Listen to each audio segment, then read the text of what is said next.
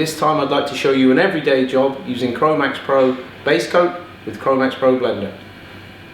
The gun I'm using is a 1.2, just like in the other videos that you will have seen previously.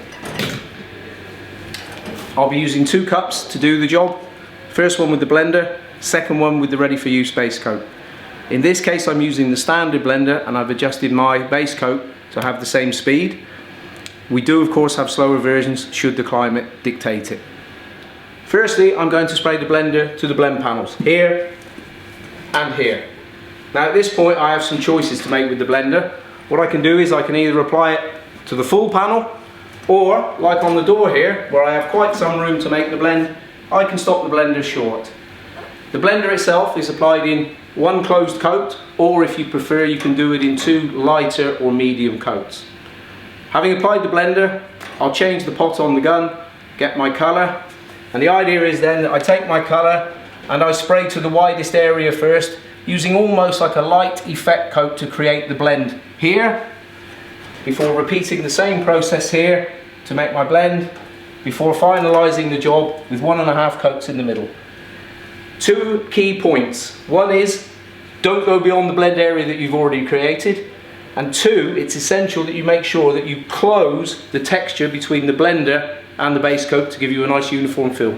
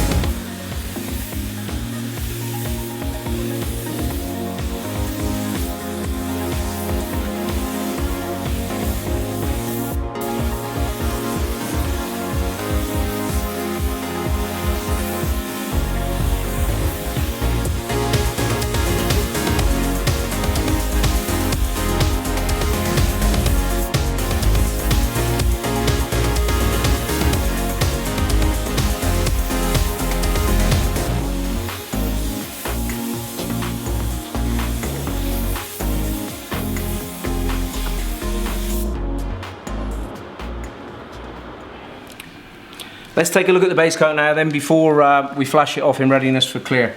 If you remember, I was talking about this area where I needed to make that nice connection between the new base coat and the blender. You'll see that everything is uniform and consistent there. Nice structure on the repair panel, everything looks good. Coming down into the second blend panel, you'll recall I came out here again. I don't see any issues with mottling, clouding, no sign of any halo, so I'm quite happy with that. I'm going to flash it off now, ready for clear coat. Here's the base coat then, just after flash. Let's take a quick look at a couple of things before I apply the clear. You remember in the wet condition I was showing you this area where I spoke about this connection between the base coat and the blender to make sure that everything was uniform and consistent. Well, if you take a look, you can see everything is super smooth, no problems at all, no coarseness, no openness. Can have a really good surface there for the clear. Let's take a look at the door itself where the repair was. Very uniform base coat appearance. Everything looks fine there. Coming to the final blend panel, blending area here. Again, the use of the blender really helping me to get this uniformity and consistency, over which I know when I apply the clear coat I'm going to have no wetting problems, no dieback, and I'll get really good gloss from the gun.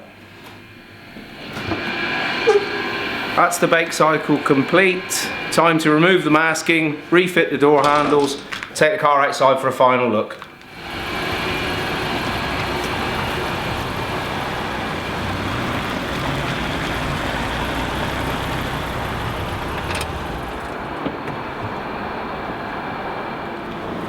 Let's take a look at the final job then before we give it back to the customer.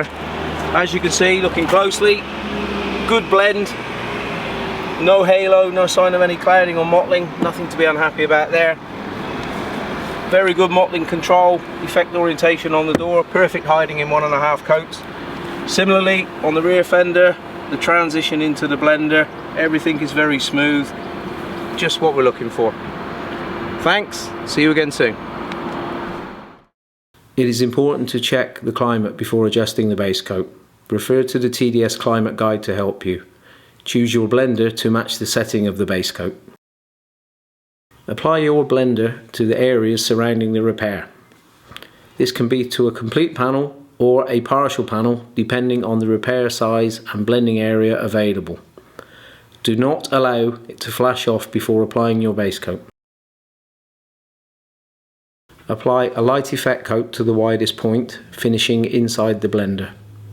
A second light effect coat is sprayed inside of the first, ensuring the blender and base coat are merged as a continuous film. These two coats complete the blending process.